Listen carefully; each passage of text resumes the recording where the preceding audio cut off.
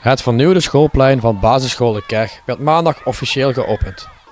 Naast verschillende activiteiten werd ook het verkeersplein voor het eerst gebruikt. Dankzij de ANWB kunnen kinderen op het schoolplein leren omgaan met verschillende situaties in het verkeer. Nou, we hebben meegedaan aan een winactie en die winactie heeft voor de zomervakantie plaatsgevonden. En op basis van het aantal stemmen, maar ook de motivatie van onze school, hebben wij het verkeersplein gewonnen. En dat verkeersplein is als enige in Limburg neergelegd bij ons. En daar zijn we gewoon super trots op, omdat het een kleur geeft, maar tegelijkertijd ook aandacht schenkt aan de verkeerssituatie rondom onze school, of rondom onze scholen. En dus dat levert ons nieuwe oefenplekken op. En daarvoor was de ANWB om dat officieel te overhandigen aan ons. Is het verkeersplein noodzakelijk voor De Keg? Jazeker. Ja, wij hebben 2 scholen plus een kinderopvangorganisatie, het Nest Eik in de wijk Veltum.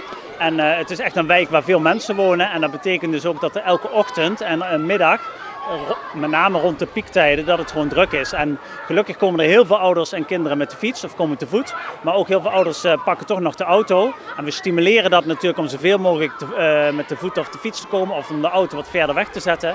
Maar dat zorgt er wel voor dat we constant alert moeten blijven op onze verkeerssituatie. Hoe zijn jullie met de kinderen mee bezig? Nou ja, dit is een mooi moment natuurlijk om daar aandacht aan te schenken. In de communicatie naar ouders schenken wij de aandacht aan. Het komt terug in onze verkeersactiviteiten, gewoon in ons lesprogramma. Maar ook op het moment dat er wat speelt of als we merken dat het donkerder wordt, dus we gaan een donkere periode in, dan gaan we een fietscontrole doen, zodat we op momenten dat het even speelt toch aandacht schenken aan wat je zelf in je gedrag kunt doen om veilig in het verkeer te zijn. Ja, een mooi verkeersplein, maar dat is niet alles. Want jullie hebben ook samen met de ouders de handen uit de mouwen gestoken. Ja, dat was misschien nog wel bijzonderder. Hè? We hadden een beperkt budget en we wilden echt wat voor de kinderen kunnen doen. Omdat we eigenlijk best wel een koud, kil speelplein hadden.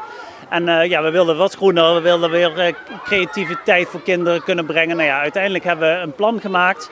En met ouders in de zomervakantie, op avonden, op zaterdagen zijn we aan de slag gegaan om met eigen middelen en eigen inzet. En kinderen noemen het speeltuin nou, om dat hier aan te leggen. En ja, we zijn er super blij mee en je ziet het aan de bedrijvigheid achter mij. Ja, kinderen spelen daar gewoon heel veel. En niet alleen wij. We merken ook dat het voor de wijk een aanwinst is. Want heel veel kinderen in de wijk spelen hier 's middags, 's avonds, in de weekenden. Dus ik geloof echt dat het een aanwinst is. En we zijn er heel trots op.